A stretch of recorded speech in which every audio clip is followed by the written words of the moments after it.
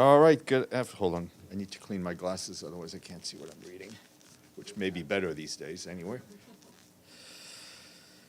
All right, good afternoon. Just a programming note, on Monday there will be a briefing here by Ambassador Christina Markus Lassen, who, as you know, is the permanent representative of Denmark, but she will be here in her capacity as President of Security Council for the month of March. She will, of course, brief on the Council's program for that month. The briefing will be in person only, so if you want to ask questions, you will need to have your backside in the seats here. You can obviously follow it on the webcast. And at 2:15, there'll be a briefing here on the third meeting of states parties to the Treaty on the Prohibition of Nuclear Weapons. Speakers will include Akan Rakhmetullin, the first Deputy Foreign Minister of Kazakhstan and President of the meeting. And he will be joined by Melissa Parke, the Executive Director of the International Campaign to Abolish Nuclear Weapons. You will have seen that earlier this morning, the Secretary General in his remarks expressed his deep concern about the information received in the last 48 hours by UN agencies as well as by many humanitarian development NGOs regarding severe cuts in funding by the United States. The consequences, he said, will be especially devastating for vulnerable people around the world. The Secretary General expressed his hope that these decisions can be reversed based on more careful reviews, adding that in the meantime, every United Nations agency stands ready to provide the necessary information and justification for its projects. The Secretary General also announced that next Tuesday he'll be in Cairo to join the extraordinary summit of the League of Arab States to discuss the issue of reconstruction of Gaza. And turning to Gaza, the Office for the Coordination of Humanitarian Affairs tells us that since last month, our humanitarian partners have screened more than 100,000 children under the age of 5 for malnutrition, enrolling those who need it for treatment. They also continue to distribute nutrient supplements to infants and young children. For its part, UNRWA tells us that more than 500,000 people across the 5 governorates of the Gaza Strips have now received blankets, mattresses, floor mats, clothes, and other items, for including tarpaulin for rain protection. Turning to the West Bank, our colleagues at OCHA remind us that the ongoing Israeli forces operations have entered its 6th week. Tens of thousands of people remain displaced in Jenin and Tulkarem. And on the 25th and 26th of this month, OCHA and its partners led a mission to assess the needs of people who've been displaced in Jenin and Tulkarem. Many of these families have been displaced multiple times. They lost their livelihoods and no longer able to cover the basic needs of their families. Access to food is limited, with some displaced people reporting a reduction in meals consumed each day. Children in schools have lost more than 1 month of learning and have been subjected to high levels of anxiety and distress. In reports published yesterday, partners call for the protection of children and their right to live and access education, healthcare, and other basic services. Meanwhile, Israeli settlers continue to attack Palestinian communities across the West Bank. Since 2020, settler-related violence targeting Palestinian Bedouins and herding communities have increased almost 7-fold. Documented incidents rose to 330 in 2024 compared to just 50 in 2020. And a quick note on our humanitarian operations in Syria. Today, 31 trucks carrying more than 200 metric tons of food supplies from WFP, along with hygiene and health supplies from UNICEF, crossed into Syria through the Bab al-Hawa crossing from Turkey, bringing the total number of trucks brought in since the start of the year to 506. In the meantime, we and our humanitarian partners are continuing to aid people in need, scaling up support, including early recovery efforts as logistical, security, and funding conditions permit. Over the past 2 weeks, our partners have removed more than 8,000 cubic meters of debris in the city of Idlib and generated over 570 income opportunities, including Cash for Work program. And to better inform the response, our humanitarian colleagues continue to conduct their weekly assessment missions in order to better have more information. Yesterday, OCHA completed the first UN cross-border mission to Marat al-Noman in Idlib. Our colleagues and their partners visited a bread distribution site and a hospital that had been damaged. And earlier this week, OCHA led 2 missions to visit schools, damaged homes, and medical facilities in the Latakia and Tartus areas. They were accompanied by our humanitarian partners. Since the start of the year, we've completed 78 cross-border missions to Syria, bringing the total number of cross-border missions to 781 since the earthquake in 2023. These missions mostly monitor projects, conduct assessments, and engage with recipients. Jean-Pierre Lacroix, who, as you know, is the Undersecretary General for Peace Operations, arrived this afternoon in Beni in North Kivu Territory in the eastern part of the Democratic Republic of the Congo. During his visit, he met with provincial authorities, the newly appointed force commander for the UN Peacekeeping Force, as well as blue helmets deployed in the region, all this to assess the latest developments in the area. Mr. Lacroix was briefed about the security situation in areas where the Peacekeeping Mission's Force Intervention Brigade has established bases, including Kanyabayonga, Eringeti, Oicha, and Maimoya. He reiterated the urgency of swiftly implementing Resolution 2773, which underscores the need to respect the territorial integrity of the DRC and calls for an end to the M23 offensive in both North and South Kivu. Tomorrow, he's heading up to Entebbe in Uganda to meet with peacekeeping colleagues there who'd been relocated last month. And staying in the DRC, our humanitarian colleagues report a deadly escalation in attacks by the Allied Democratic Forces, better known as the ADF, that has been taking place in recent days. According to local authorities, ADF attacks killed at least 23 civilians in several villages in Ituri province earlier this week. And February 25th and 26th, dozens more people were kidnapped in the raids, while other villagers fled to neighboring areas for safety. ADF attacks are also reported in Beni territory, North Kivu province, on the 26th of February, killing 17 civilians. Turning to South Kivu, insecurity remains a major concern, including the provincial capital, Bukavu, where local medical sources reported that explosions yesterday at an M23 rally killed at least 11 people and injured dozens more in the center of the city. Humanitarian partners temporarily suspended assessment in the area following the explosion, but they've now resumed. Local authorities in South Kivu also estimate that more than 125,000 people have been displaced since early February amid clashes in the southeast of Bukavu. Most of these people have sought shelter in schools, churches, and soccer fields, and ongoing clashes in the area are hindering humanitarian access. Our colleagues at UNHCR tell us the number of Congolese civilians fleeing the conflict continues to rise. In just 2 weeks, 60,000 men, women, and children have fled the Congo into Burundi, some walking hundreds of kilometers in desperate search for safety. UNHCR and its partners are stepping up assistance, setting up tents, distribution, food distribution, and water for new arrivals. Relief items such as sleeping materials, buckets, and soap are also being distributed. Moving to South Sudan, our peacekeeping mission there, UNMISS, and its partners expressed grave concern about increasing tensions in Upper Nile State, persistent clashes between the government forces in Western Equatoria, Bahr el Ghazal states. In a joint statement, the peacekeeping mission, together with the African Union and the Intergovernmental Authority for Development, better known as IGAD, and the Reconstruction Joint Monitoring and Evaluation Commission, which is the body tasked with overseeing peace implementation, stressed that any outbreak of violence in this critical time where the country has begun the 4th extension of its ongoing transitional period would undermine already fragile peace gains. And some positive news from Italy. From Rome, today, governments at the Biodiversity Conference known as COP16 agreed on a strategy to raise the funds needed to protect biodiversity for people and planet.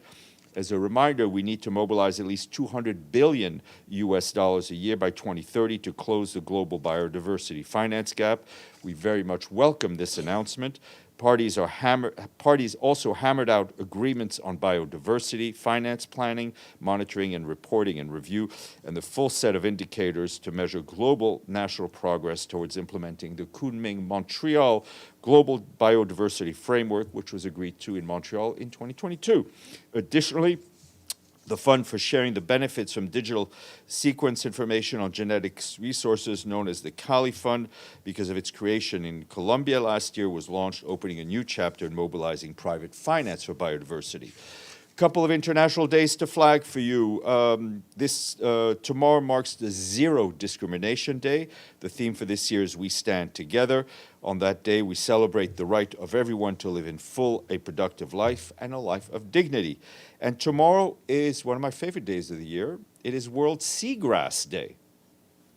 Seagrass plants are critical for life underwater and also provide wide-ranging benefits to all who live on land. And we salute all those who study seagrass. We have no money, but we have a quiz for you today. What? What? Okay, but maybe Deji, I appreciate your enthusiasm. Maybe you should wait until I finish my reading. Very short quiz. Who is the main quiz master writing all of the financial contribution questions? Jane Gaffney, exactly. And we say that because sadly today is her last day at the United Nations, and she is retiring today. Some of you may not know this, but Jane walked through the doors of the UN in 1982 when Javier Pérez de Cuellar sat on the 38th floor. Since then, she's worked in the field in Namibia, in Angola. She's worked in the peacekeeping department, but the bulk of her time has been in the spokesperson's office, where she has dedicated herself to ensuring that you, the journalists, get the information you need. To say that Jane is the backbone of our office would be an understatement, since she's been responsible for basically everything that makes our office function, from managing the list of emails to whom we send out many products to editing our notes, so you don't have to hear the factual and grammatical mistakes we would otherwise make, and ensuring that all member states who pay their dues are duly honored. She handles so many tasks that we will need a small army to replace her. In her more than 30 years in this office, she worked with a series of spokespeople, all of them with very different styles of working, but through it all, she was a force to ensure the consistency and quality of the work of our office.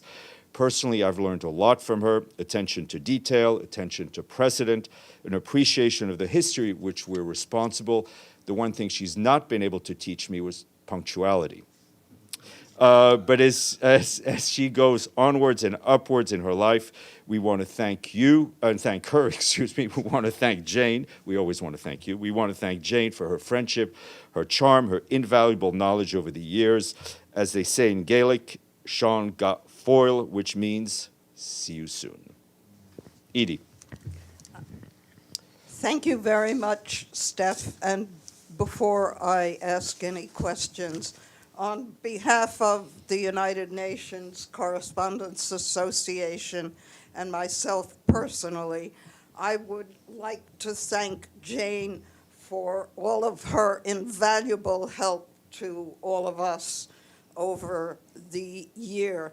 She has been unfailingly kind in responding to all of our questions, some maybe seeming silly, but she always has the right answer and can always put you on the road to the right person to talk to.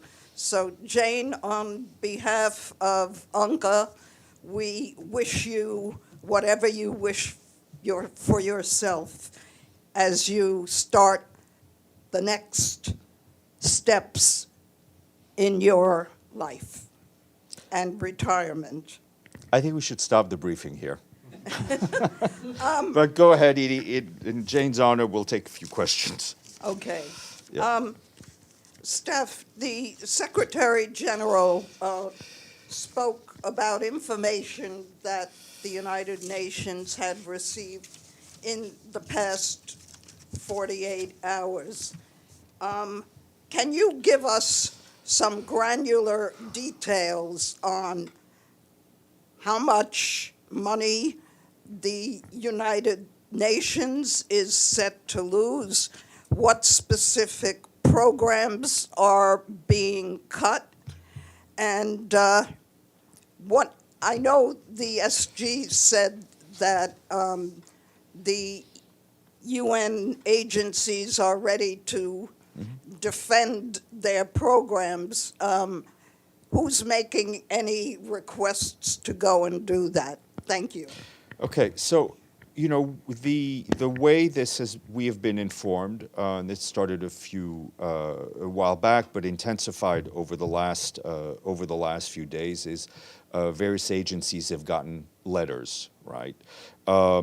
We don't have a ballpark figure because this has been done in a bit of a, frankly, in a chaotic way. But I can tell you that, for example, our colleagues at the UN Drugs and Crime Program have had about 50 projects terminated.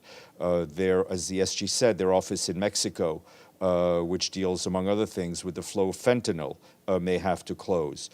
It will impact their programs in Central America and their Darien Gap, focusing on fighting human trafficking.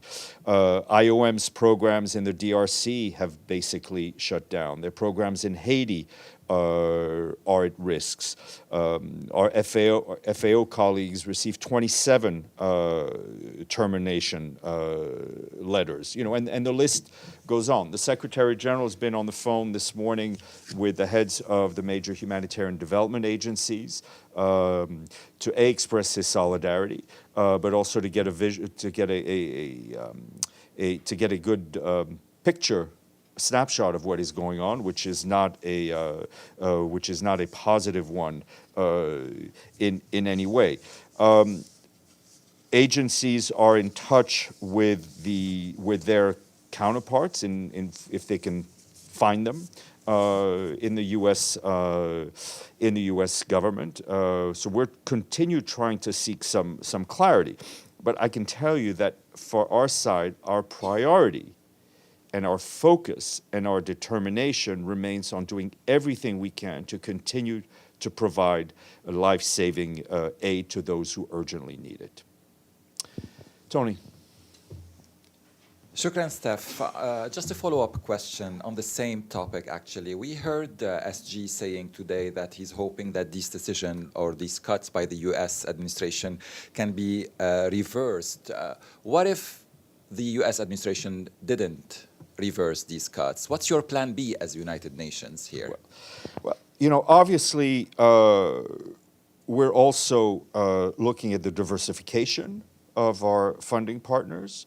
Our colleague Tom Fletcher, the coordinator of humanitarian affairs, who chairs what we call the Interagency Committee on which brings together UN agencies but NGOs, his message has also been clear, which is also that we have to figure out how we can save money, right? How we can become more efficient, how we can eliminate overlap, eliminate turf wars. So I think we're very conscious of what we need to do, and I think any organization can take a look at itself and decide that it can work better and faster, and we're obviously doing that, but we're looking at the private sector.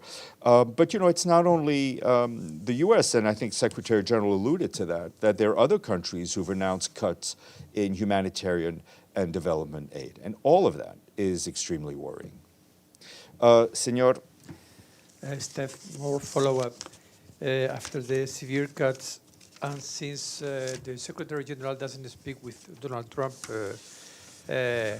after his nomination, how can you qualify the political relationship between this SG and the American government at this moment? Look, I will leave you to find the right adjective, right? The United States remains a founding member, is a founding member of this organization, is a critical member of this organization for decades.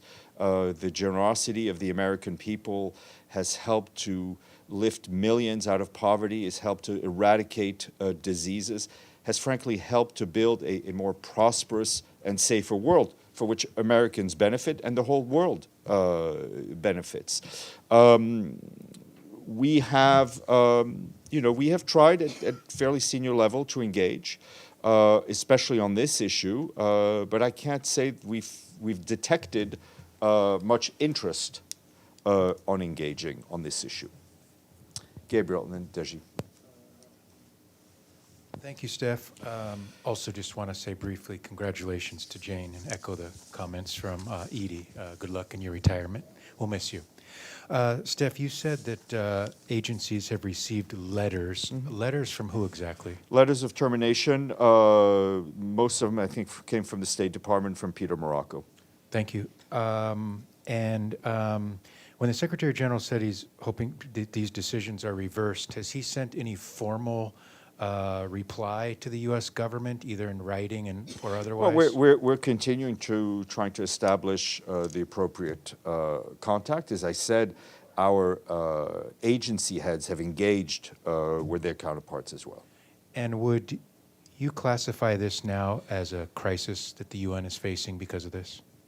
I would say it's, yes, the UN is facing a crisis, but let's be honest, the crisis is being felt by people in Haiti, by people in Sudan, by people who are not receiving HIV treatment. The crisis is being felt by those who can least afford to feel this crisis.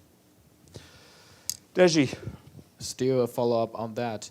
You mentioned that different agencies, they have their contact. They are reaching out for their counterpart in the U.S. government on the Yes, issue. and not always successfully. Yeah, but is there a unified reaction? Like, what kind of level? You just said the senior level contact with the U.S. government. What kind of senior level? The unified reaction was what We you heard heard that. from my boss, right? I mean, I think he sits atop of the UN system. He was speaking on behalf of all of the UN system, and I think in very clear, direct, and stark language. Let me put a very clear question. Has the UN or has the Secretary General himself ever requested a conversation with President Donald Trump? Yes, we've made that very clear for quite some time now. You have already done that, but That's no correct. response yet. That's correct. Okay, but this is a trend now because of the cut funding from U.S. Now we hear that other countries, like you just mentioned, UK is also cutting the fund. How would you evaluate the situation now for not only UN but for NGOs who's doing all those humanitarian Well, I mean, I think works all over the world? it's a very good point. Is that of course UN system is being impacted, but most of our implementing partners are small local NGOs with the local knowledge who are working directly with recipients, and they're being devastated. One last question. Yesterday, President Trump also again threatened tariffs against Canada, against Mexico, China, and now Europe. Now everybody is trying to get the retaliatory tariffs. How would the UN see this kind of escalation on tariffs? Look, we think there is a existing international architecture to deal with trade, right? And we believe, as a matter of policy, that trade disputes are better dealt with through that architecture. You mean WTO? All sorts of architecture, yeah. You. Thank you, Stéphane. I have another question about nuclear ban treaty, TPNW, because as you said, the meeting will be held next week. Two questions. One is the Secretary General scheduled to speak on the first day, or Ms. Izumi Nakamitsu will? What day is that? The first day of Which the is meeting. what day? The Monday, on Monday. No, the Secretary General will not be here on Monday. He's traveling to Cairo. So there will be, if I'm not mistaken, I'll double check, there'll be a message delivered on his behalf. But he's had to go to Cairo. He had planned to be here, but he had to go to Cairo for the emergency meeting of the Arab League. Got it, thank you. So secondly, what is the Secretary General expectation for the meeting to make progress for nuclear disarmament and the world without nuclear We need a weapons? recommitment, right? I think, as we've talked about here quite a bit, the risks of nuclear warfare and the use of nuclear weapons remains very high. We've seen very dangerous rhetoric over the past few years on that, and we want a recommitment of member states to go the opposite way.